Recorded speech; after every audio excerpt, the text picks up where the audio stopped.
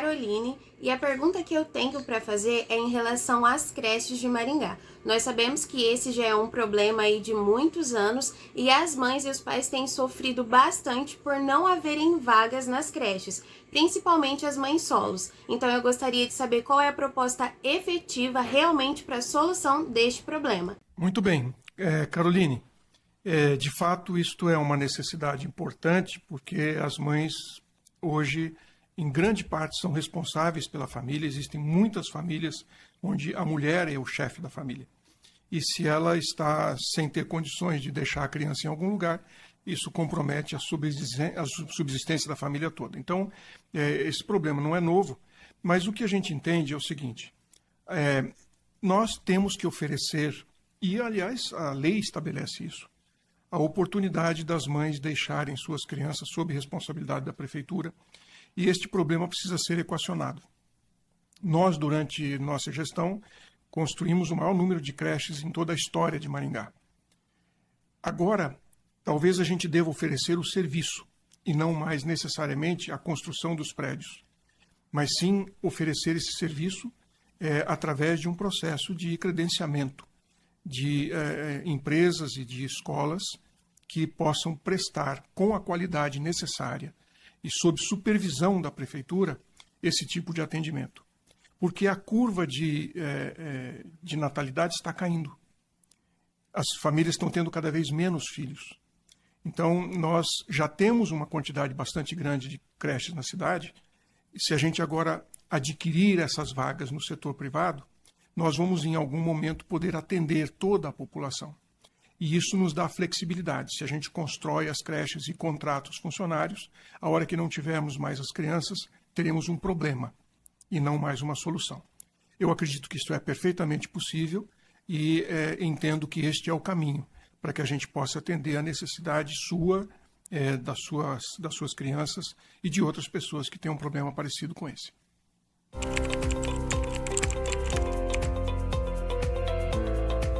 Júnior, o que a gente precisa entender é o seguinte: o mundo está mudando e as mudanças climáticas vieram para ficar. Mais do que isso, elas se tornarão cada vez piores. Então, quando o sistema de drenagem da cidade foi projetado, eu sou engenheiro, estudei na faculdade como é que se calcula a vazão para você construir um sistema de drenagem. E ela era calculada com base no índice de recorrência das chuvas dos últimos 50 anos. Acontece que hoje, com as mudanças climáticas, os climatólogos estão avisando a gente já faz tempo de que as próximas chuvas não têm nenhuma relação com o que aconteceu no passado. Nós vamos ver chuvas que correspondem a um mês inteiro caindo em 24 horas. Ou seja, o sistema de drenagem que foi calculado lá atrás não dará vazão. Nós vamos ter que encontrar outros mecanismos. E a gente tem estudado bastante isso, porque arrancar o asfalto e botar mais uma tubulação é um processo muito caro e talvez não seja o processo correto, porque ela também vai ficar em algum momento insuficiente. Nós precisamos criar mecanismos de retenção da água e de sistemas de drenagem, de percolação ao longo da rede. Hoje existe em Minas Gerais, no Instituto de Engenharia, estudos muito profundos, muito avançados sobre esta realidade para o Brasil. Vocês acompanham e você deve ter visto aí pela televisão as enchentes em Minas Gerais, que causaram problemas muito graves. Então eles buscaram soluções para situações muito mais complexas do que Maringá. Identificar os pontos de alagamento, que são situações críticas, para buscar essa solução é o primeiro passo. E é isso que a gente deveria fazer.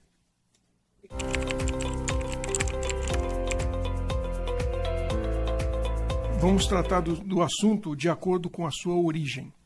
No caso das pessoas os mendigos, as pessoas que moram na rua, nós precisamos primeiro entender por que eles estão na rua, porque se a gente não souber a causa, se você não souber qual é de fato o problema, você nunca vai encontrar a solução. E eles não estão na rua pelas mesmas razões. Tem pessoas que estão por situações circunstanciais, um problema que aconteceu. Tem pessoas que estão na rua porque são drogados e não têm mais condições de conviver em família ou em um ambiente saudável. Tem pessoas que estão na rua por opção, porque ele quer viver na rua. E isso é verdade. Muita gente fala, mas isso não existe. Existe sim. O que a gente precisa é buscar as soluções adequadas para cada um desses problemas, para que ele possa ser de fato equacionado. Se a gente resolver os dois primeiros, o terceiro, que são aqueles que optam por viver na rua, não vão chegar a nos incomodar tanto. Claro que a gente fica incomodado, sempre. Mas nós teremos um número menor. E eles normalmente são nômades, eles não ficam na cidade o tempo todo. Eles optam por morar na rua porque eles querem morar um tempo num lugar, depois pode passar para outro. Então, o que a gente precisa é tratar desse assunto com base na origem. No caso da criminalidade, eu entendo que nós temos em Maringá o primeiro Conselho de Segurança Comunitário do Brasil e talvez o mais eficiente de todos até agora. Lá nós temos profissionais e cidadãos dedicados a buscar soluções para esse problema. E como eu fiz da outra vez, quando fui prefeito, eu busco parceria com a sociedade. Eu não sou especialista em segurança, mas eles são. Então, se eles disserem, essa é a solução, esse é o caminho, cabe à prefeitura fazer isto.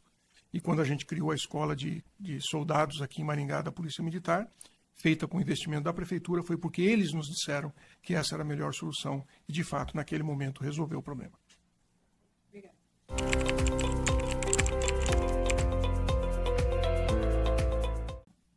Eu tenho certeza que a cidade melhorou.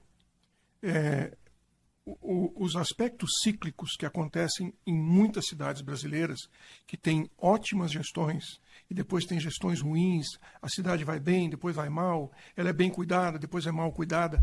Aqui em Maringá esse problema é muito minimizado porque nós temos o CODEM, que representa a sociedade, que é parceiro da prefeitura num processo de governança colaborativa. Então os projetos estruturantes, os mais importantes para a cidade, eles não têm descontinuidade. Eles permanecem. E a sociedade cobra indicadores de desempenho do poder público cada vez melhores a cada 4 anos.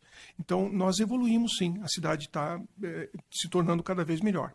Em alguns aspectos, em alguns pontos, talvez a gente não tenha um desempenho tão bom quanto já tivemos. Mas isso não pode ser generalizado. E aí fica mais fácil. Quando a gente identifica, ouvindo a população, que determinados aspectos precisam de uma melhoria, precisam de uma recuperação, fica mais fácil da gente governar.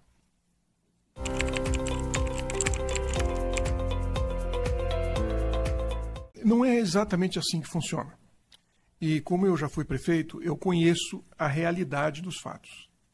Existem verbas que são carimbadas, são verbas de origem específica. Quando a gente fala do museu do Centro Cultural Oscar Niemeyer, este recurso veio para a cultura.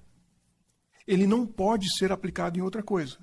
Então não adianta a gente querer dizer, mas eu não vou gastar isso lá para fazer asfalto. Você nem vai fazer lá e nem vai fazer o asfalto, porque esse recurso não pode ser usado em outra coisa.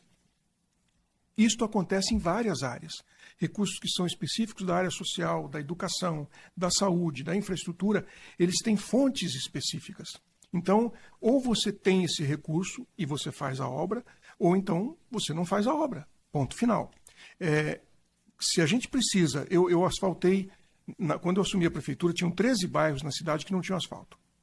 Eu asfaltei todos eles e precisei de empréstimo. Então, o recurso que era disponível naquele momento para a gente poder fazer aquela obra estava numa linha de financiamento. Então, eu não acho que a gente deva deixar de atender a necessidade da população só porque a gente não quer fazer empréstimo, se eu não tenho outra fonte que me permita fazer isso, com recursos que não são, que não têm juro. Então, a gente precisa entender um pouquinho como que a coisa de fato funciona para depois a gente poder dizer, bom, concordo ou não concordo.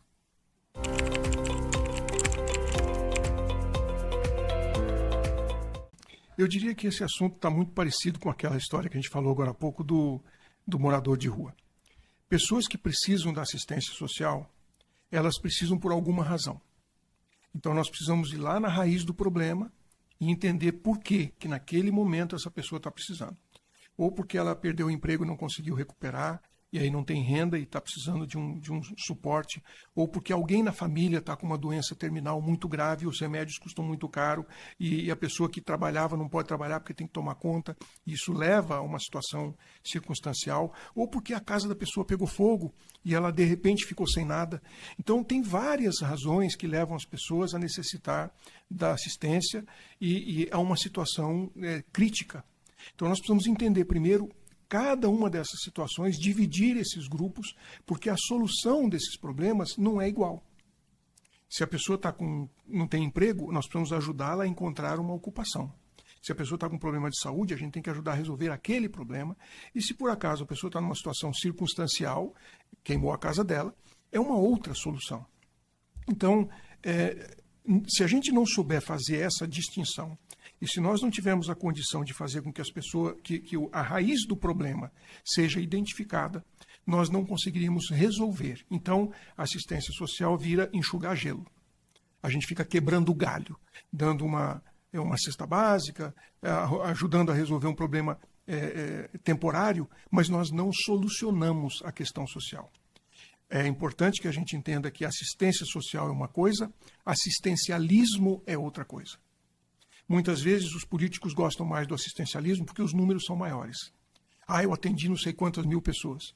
Você resolver o problema das pessoas é mais complexo, dá mais trabalho e os números são menores. Então, aí vai do critério, vai do princípio do gestor.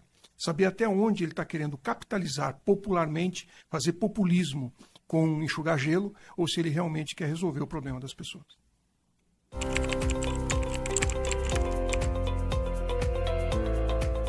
A prainha, no meu entender, é um local de entretenimento e lazer. Pelo menos é essa maneira como a gente captou essa proposta. Entretenimento e lazer precisa de manutenção, precisa de cuidado, e um ambiente desse certamente exigirá segurança, vai exigir toda uma série de serviços que não cabem à prefeitura. A prefeitura não tem essa obrigação e nem deveria ter. Então, este processo, esse centro de entretenimento, ele precisaria ser viável para se manter em pé sozinho. Ele precisa se manter. Ele precisa poder ter o seu próprio corpo de segurança, e isso significa que, ainda que seja feito com recurso público, ele tem que ser concessionado para o setor privado. Agora, o setor privado só vai aceitar fazer isso se a equação for viável, se ele parar de pé. E isso exige um plano de negócios, isso exige um estudo muito mais profundo do que apenas a vontade de fazer. Eu diria que, a partir do momento que existe uma demanda, e que essa demanda pode ser legítima, caberia à prefeitura contratar, de fato, um estudo de viabilidade econômica para que esse empreendimento pudesse parar em pé e tivesse a possibilidade de ser concessionado para uma gestão privada. Porque não cabe a funcionário público esse tipo de trabalho, como não cabia no Parque do Ingá também, um funcionário público ficar alugando o barco de pedalinho. Isso não é manuseando dinheiro, isso é um negócio, isso é uma atividade comercial, é uma prestação de serviço, isso não cabe ao poder público. Então eu entendo que, primeiro, é preciso ouvir a população, saber se de fato isso é um desejo legítimo e, em sendo, fazer um estudo profundo para saber se ele para em pé. Se ele não para em pé, não deve ser feito.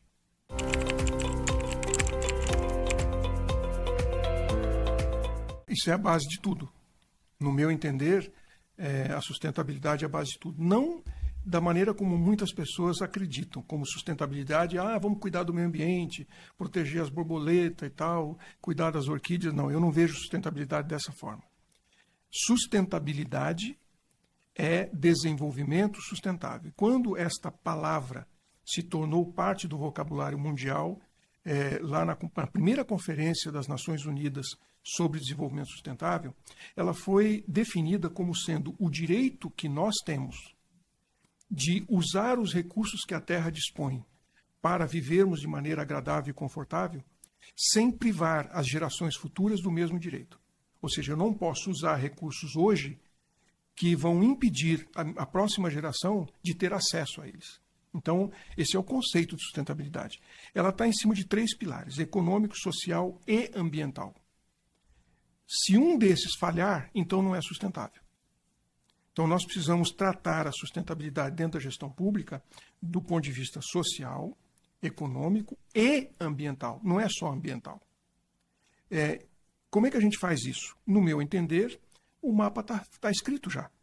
A ONU já fez a Agenda 2030, os Objetivos do Desenvolvimento Sustentável, e ele começa, por exemplo, com erradicar a pobreza. Depois, erradicar a fome.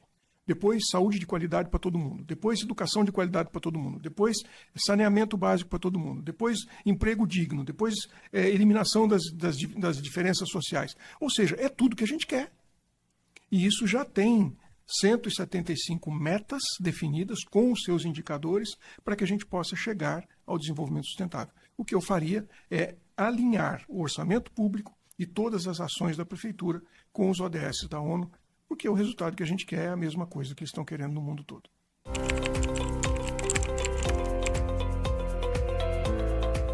Sabe, a diferença da gente ter na campanha, eventualmente, alguém que já foi prefeito, é que ele não se arrisca a falar aquilo que não sabe. Eu, quando fui candidato a primeira vez, eu coloquei no meu plano de governo, fiz compromisso com a população, com uma série de coisas que depois que eu sentei na cadeira eu descobri que não eram possíveis. Mas eu não sabia. Então eu acabei falando um monte de coisa que depois, na hora de fazer, eu digo, olha, isso aqui não dá, não tem jeito de fazer. Temos que encontrar uma outra solução. E um exemplo disso é o viaduto da Colombo com a Avenida São Paulo, que eu prometi fazer, não era a solução para tirar o trânsito, para descongestionar a Morangueira. O contorno norte que era muito mais caro, muito mais difícil, muito mais demorado, mas aquela era a solução. E aí a gente teve que mudar. Eu diria o seguinte, só depois de sentar na cadeira e entender por que essas secretarias foram criadas, é que eu poderia dizer se devo ou não eliminar. Mas sair prometendo que vou cortar isso, que vou cortar aquilo, sem saber exatamente o que está acontecendo, seria uma imprudência, talvez uma infantilidade que não cabe a alguém que já sentou na cadeira fazer comentário a respeito.